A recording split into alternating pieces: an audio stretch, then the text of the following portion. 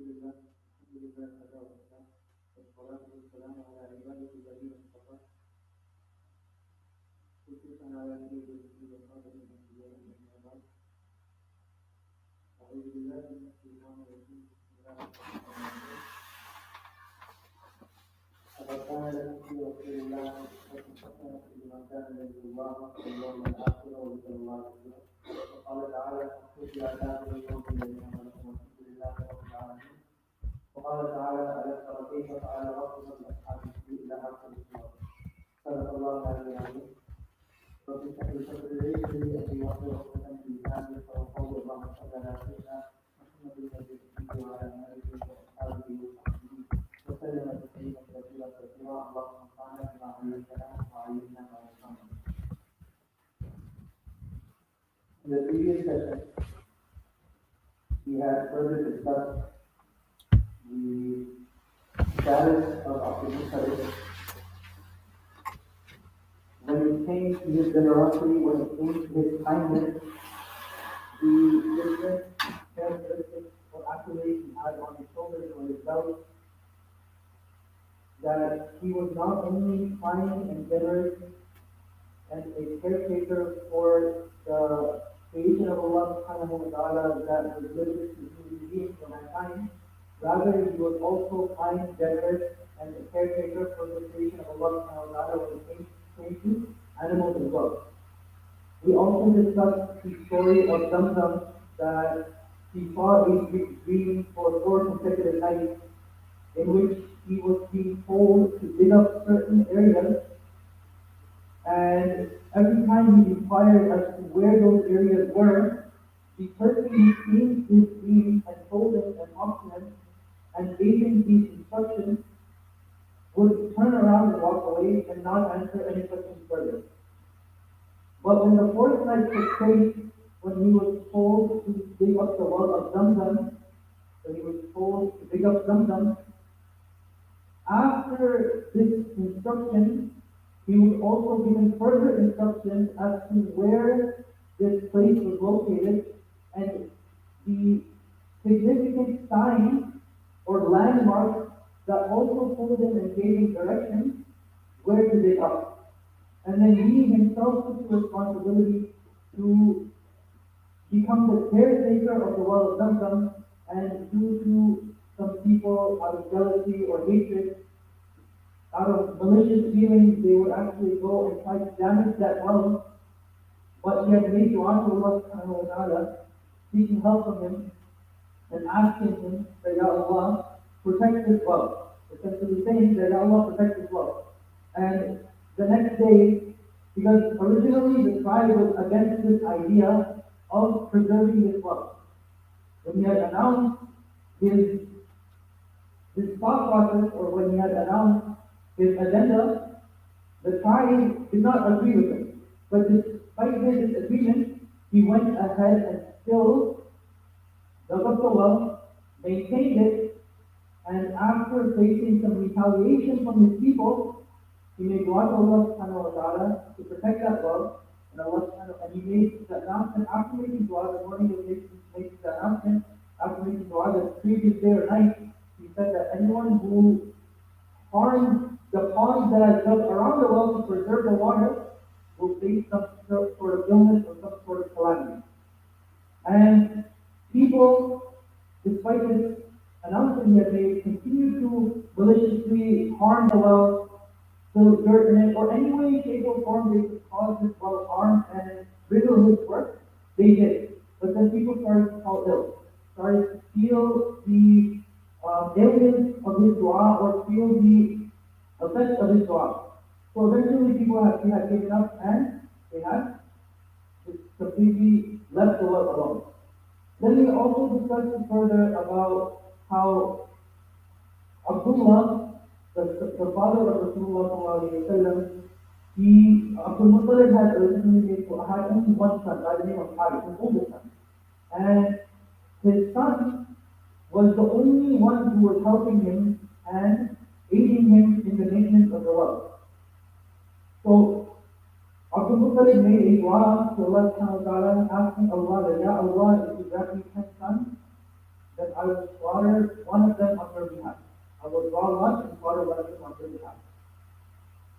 So once we had made this covenant with Allah, made this promise to Allah, Allah subhanahu wa ta'ala granted him 10 children, 10 sons, and then he saw the thing he was told, "Oh, you had this. Fulfill your pledge, fulfill your covenant. It's time for you to do what you promised."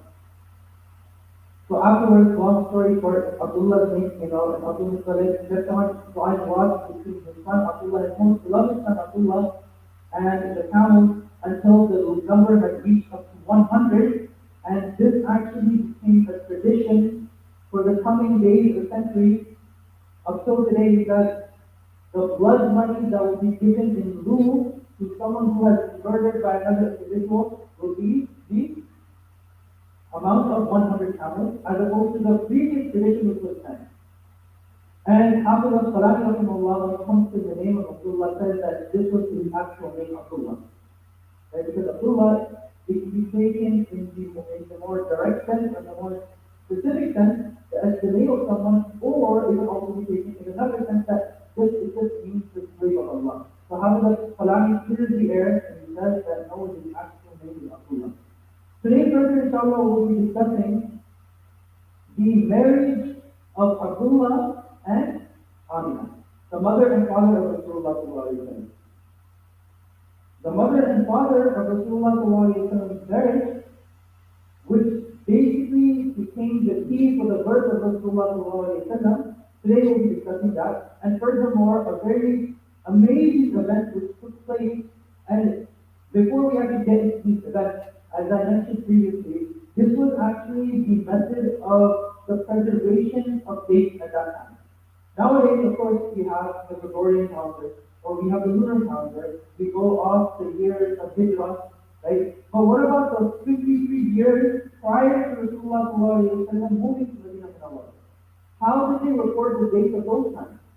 Right? Or even before the birth of Rasulullah, how were dates or how were events managed and kept under calendar or kept in check? So the way that they used to do it at that time was that when a major event would take place, they would say that this certain thing took place in the year of a certain major event. So for example, Rasulullah was born in the year of the Hijrah. This is how the Messenger of Allah birth is preserved. But now this also points towards and leads towards another question, right? That do we really know exactly when Rasulullah was born? Right? Do we really know the exact date of Rasulullah's birth? And the clear and easy answer to that is no. Because at that time there was no system to preserve dates. Right now, if a person is born on January 1st or January 23rd, people will know that he was born January 23rd, 1990 something, right? But back then there was no system of preservation.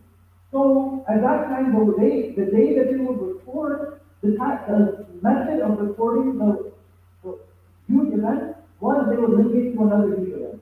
For example, as I mentioned, that the Messenger of Allah was born in the year of the Hijrah, about 50 or 55 days after this event. So now, we don't know exactly when Rasulullah was born, but we do know when he passed away. Right? We do know when he passed away. Right? And that was the American study that the most agreed upon narration or the most agreed upon opinion is just also available. So now, moving forward, when Abdul Muttalib had drawn the lot between Abdullah and the 100 camels, and the 100 camels came out and slaughtered the 100 camels. Right after this, his immediate concern was to get his son Abdullah married. Right? His immediate concern was to get his son Abdullah married. So he had sent a proposal to another tribe leader by the name of Wahab bin Abdullah. He sent a proposal to another tribe leader, a prominent leader, by the name of Wahab bin Abdullah, who for his daughter Amina bin Wahab. Amina bin Wahab was sent a proposal by Abdul Muttalib on behalf of his son. After he had sent his proposal, around the same time, Abdul Muttalib had also sent a proposal for himself for the cousin of Amna. Abdul Muttalib had also sent a proposal for himself for the cousin of Amna as well, whose name was Hala bint Wahid. Amna bint Wahab for Abdullah and Hala bint Wahid for Abdul Muttalib. And eventually, both of these proposals were accepted, and the father and son both went to go and get married. Along the way, on the path to the home of Amina and Hala, they came across a Jewish woman. They met the Jewish woman on the path. And the Jewish woman, after meeting Abdullah, she said that, please marry me or allow me to come to you for intimate relations so that, you and I could remain together as opposed to you being married to someone else. But of course, Abdullah, he denied, and he actually recited a poem. He said, أَمَّا الْحَرَامُ فَالْمَمَاتُ لَهُ وَالْقَلْبُ تَسْتَبِينَهُ. He said that death is easier for me than perpetrating a haram, a forbidden act. And such an action which I cannot even envision occurring cannot be committed. Then he said, فَكَيْفَ بِالْأَمْرِ الَّذِي تَبْغِينَهُ يَحْمَلْ الْكَرِيمُ عِلْمُهُ وَدِينُهُ. Then he said, so how is it possible to perpetrate or to perform an immoral deed that you are longing for, an immoral deed you are longing for, an honorable man protects his honor and his deed, and his religion. After he had recited this poem to this Jewish woman, they went forward, and of course, as it was the obligation that they got married. Amr bin Wahab with Abdullah, and Hala bin Wahid with Abdul Muttalib. When returning from their new in-laws home, coming back to their own home, they met this Jewish woman again. And she inquired that, where did you go after you had that with me? Where did you end up? What was your journey like? Tell me a little bit about it. So Abdullah replied saying that I got married to this woman.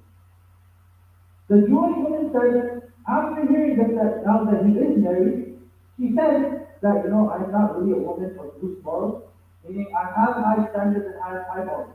And this woman, as a matter of fact, was very well versed in the Torah. She was very, very well versed in the Torah. She knew her own book very well. She said that I'm not a woman of very loose morals. I don't just throw myself upon people. Right? I don't just, perform illicit acts. But the reason I wanted to have intimate relations with you is because I saw the light of Nubuwwah on your face, and I wanted that very same light within me. I saw the light of Nubuwwah on your face just by looking at you, and I wanted that very same light within me. This is why I asked you such and such thing. Then moving forward, they had left this woman, and after some time, Abdullah had went on a trade expedition, and he had went, and this trade caravan was going towards Syria. When reaching Syria, Abdullah had fell very ill, terminally ill. He was very sick, and he had stayed there within the city of Syria, or the country of Syria, for a little while, for about a month. So after a while, Abdul Muttalib, he inquired as to what had happened to his son, Abdullah. And through some channels of information, he found out that Abdullah had fallen very ill in Syria, and he's still situated there. He's unable to travel, he's still there. Abdul Muttalib, upon hearing this, immediately sent his oldest son, Arif, he sent this to go and check on his younger brother. But before reaching Syria, Abdullah had unfortunately passed away. And it was understood and it was learned that the Messenger of Allah sallallahu alayhi wa sallam, by that time already Muslim. After it has been learned and the information has reached that Allah has passed away, a very huge event took place. And this event was about 50 or 55 days prior to the birth of Rasulullah. And this event is exactly how we record and how we know as to when the Messenger of Allah was born. Not the exact date, rather the year. This event, Allah subhanahu wa ta'ala clearly explains to us and illustrates to us what took place and the outcome of what had happened. And Allah subhanahu wa ta'ala demonstrates His omnipotence and His infinite power within this event, or within this surah. Imam Ibn Kathir rahimahullah, he relates this event in vast detail. And he says that there was a king by the name of Nawaz who himself was an idolater. He was a person who worshipped idols. And at that time, he was a tyrant actually, who would kill and execute anyone who believed or who was a monotheist. So at the time, the people who were considered on the haq, about 20,000 of them were forced to jump into a pit of fire on the order of the Noah. So Najashi, who was the king of that time, he learned about this, and so he had sent two commanders and generals to go and take back control of the Noah and free the remaining Muslims. The two names were Abbas and Abraham. Abbas and Abraham were sent by Najashi to go and liberate and go and free and take back the Muslims who were under the control of and who were being affected by the tyrant in Noah. They had won all the way to Noah. There was a battle that took place. After the battle took place, there was Noah to defeated, then Abraham and Abbas took back the remaining Muslims and liberated. After a while, Abraham and Abbas, who were the two commanders, had a disagreement amongst one another. They had a disagreement amongst one another, so within their own armies, or within their own groups or cities, a civil war took place. Abraham versus Abbas. Abraham versus Abbas. And eventually, Abraham came out on top, and he had executed Abbas. Abraham himself was very impressed after winning the war, after defeating the opposing army. He was very impressed with the Arabs. He was very, very impressed with their love and reverence for the house of Allah the Kaaba. So, with malice intention and with the wrong idea, he wanted to divert everyone from going to the Kaaba and instead come to him. And not only to him, but rather a cathedral which he would build that people would start to visit as opposed to visiting Kaaba. And it is said that this cathedral was so big that if a person were to stand at the doorstep of it, they would not be able to look up and see the top of it. This is how massive it was. And it was adorned and decorated with the finest of jewelry and the finest of stones. So his main intention was to divert everyone from the Kaaba and come and make it, and make them come to the cathedral. Now, there are two narrations regarding what took place. Some scholars mention that a fire broke out, or there was a group of Arabs who were taking camps or who had set up camps nearby. And it was a very windy night that day, or that night. And the wind had actually blown the fire towards the cathedral, due to which the cathedral had sustained a lot of damage. Due to which the cathedral had sustained a lot of damage due to the fire.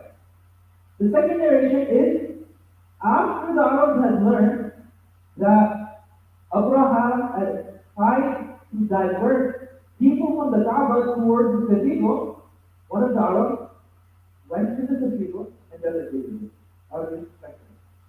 And he went and defecated in the cathedral. Whatever narration he takes, but ultimately Abraham was very rich.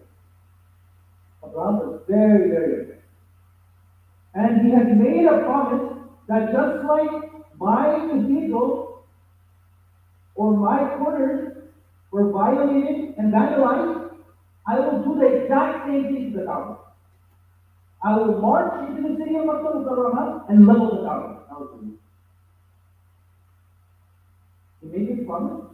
He got his army together, and this army was no regular army, no run-of-the-mill army. This army was armed to the teeth, and in that time you could say that they were loaded with tanks. Nowadays, we have WMD, right, weapons of mass destruction. We have, artillery. We have, different avenues or different variants of weaponry. But at that time, Abraham had armed his army and provided them with elephants. So basically the tanks of that time, unstoppable, right? And if you go into the animal kingdom, right, the largest mammals are moose. The largest mammals from amongst the land animals are elephants, right? Or one of the largest, right? In this day and age, one of the largest mammals are, of course, this is science, but the largest mammals are elephants. So they originally planned to march into the city of Makkah and level the Kaaba. Along the way, they had certain stops, they had certain obstacles, and they had certain people who were opposing them, who tried to fight against them when they had learned of their plan, right? But every single time a tribe or a nation or a group of people would try to stand up to Abraham and his people, they would be leveled and destroyed themselves. They tried to fight back, but it didn't work. The army was just too powerful. Until they reached Fai, the city of Fai. Abraham had seen that there was a person who was raising some animals, and he killed the shepherd and captured the animals. He seized the animals. Later on, he came to learn that these animals or these camels belong to Abdul Muttalib. Later on, he came to learn that these camels that belong to Abdul Muttalib. So Abraham sent someone to Abdul Muttalib, to the city of Makkah, to let him know that he has seized these camels, his livestock, his animals, and for him to come into the people. When Abdul Muttalib had found out about it, he and a delegation, he and a group of people, all those people went to Abraham. When Abraham saw Abdul Muttalib, he automatically had reverence and respect for him. Just by seeing him, he respected him automatically. So much so that Abraham was sitting on the throne, or where his special area was, that he got up, stepped down from his throne, just so that he could meet Abdul Muttalib. Just so that he could meet Abdul Muttalib. This is how much respect and awe he had for Abdul Muttalib just by meeting him. Abraham spoke with him, and he told him that, don't you know, that I speak the camel, I speak some of the animals. Wouldn't you like to know?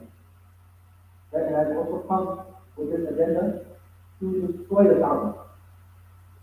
So Abdul Muttalib's reply to this was something so beautiful and so powerful, and the impact that was packed within it was something which just left Abraham dumbfounded, flabbergasted. He didn't know how to reply. And all he could answer was rage. All he could answer with was anger. He didn't know how to reply to the statement of Abdul Muttalib. Abdul Muttalib replied to him saying that I am the owner of these camels, and there is an owner of that house. I am responsible for the protection of these camels, and that house also has a protector and caretaker. That's all he said to Abdul Muttalib turns around, takes his camel back home, and goes back to his duty. Abraham, once again, responds with anger. He's upset that, I had so much respect for him. I revered him so much. I thought of this high standard for him. But this is only care for his animals? Does he not care that I'm coming to his city tomorrow to level their most sacred place? Does he not care about that? So Abdul Muttalib that night, the Messenger of Allah is saying that he went with along with a group of people. And remember, at this time, Abdul Muttalib was the caretaker first, and he would be part of the city of Makkah. He goes to the door of the Kaaba, goes onto the threshold, and he reads to Allah subhanahu wa ta'ala and makes dua. And it is said that he made dua to Allah subhanahu wa ta'ala saying, Allahumma anil na'ud. Rahlahu famna'i halaka. Oh Allah, a man takes care of his house, you take care of your house. He says, Mansur ala al-Salih wa abdihi yawmi alaka. And assist your people against the people of the cross and his worship. لا يغفرن صليبهم ومحالهم أبدا جحالك. Their cross and their schemes will never dominate your speech or your plans. جبوا جميع بلادهم والفيل كي يسبوا عيالك. They drag along all their forces and their elephants to capture your dependence. وَذُو إِمَا لَكَ بِكَيْتِهِمْ جَنَّةٌ وَلَا وَمَا رَقَبُوا جَلَالَكَ. Out of ignorance, they have turned up to ruin your home, your house, with their evil plots. But they fail to consider your unrivaled wisdom. We hold on to the threshold without the need to watch. Now it is said, in the Quran of Allah saying that when Abraham, along with his army and his elephants, came to the border of the city of Makkah, the elephants did not pursue anything. The elephants would move at each other. And they were trying to imagine the type of perspective. Imagine the city of Makkah is hard. When the elephants were made to face north, they wouldn't budge. They would just sit down, despite how much beating they gave to the elephants, and how much they were actually going as far as sticking iron rods in their trunks. Yet they did it. But as soon as they would be turned toward the east or west, the elephants would start to move. And as soon as they would be turned in the opposite direction of the city of Makkah, the elephants would just jet, they would just run. They would just start flying out of it. After this took place, Allah subhanahu wa ta'ala sent his prophet first. Allah subhanahu wa ta'ala sent his prophet first, and the prophet first was such, it is not made to that. It was such a species of bird. Right? It's like saying, for example, the bird is extinct, or an animal is extinct. Scientists would go crazy to see that animal alive, walking around, eating. But in that time, this bird was such that it had never been seen in that area. And the birds that were coming, the flock that Allah subhanahu wa ta'ala sent, were such that they had stones. They had stones in their towers and their beaches. And as soon as they had flew over the army of Abraham, they let stones go. And then these were stones. Stones are big, boulders are big, they were heavy. And the Messenger of Allah says that as soon as those stones came flying down, it's as if they were bullets going through the bodies of the people or the army of Allah. And within that, they sustained so much loss that they just turned it around and ran away, along with Abraham himself. And from among all of the elephants, only one had died. Only one had suffered enough injuries to die. But Abraham did not die in this desert. Abraham did not die after this. Allah subhanahu wa ta'ala had inflicted him such a disease. Allah subhanahu wa ta'ala inflicted him with such a disease that he started having the things grow on his skin. Blisters go on his skin. And it got so bad that towards the end of his life, his body was decaying so much so that his limbs had automatically started to fall off. Allah subhanahu wa ta'ala had made it such that this disease was making his body decay so much so that his limbs had started to fall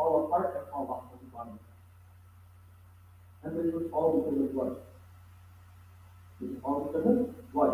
That he tried to challenge Allah subhanahu wa ta'ala. He tried to challenge Allah subhanahu wa ta'ala. And Allah subhanahu wa ta'ala told him who is the true king. Allah subhanahu wa ta'ala told him who has the true power. So Allah subhanahu wa ta'ala made a cut that his body completely fell apart. What a slow death, right? What a painful death that must be.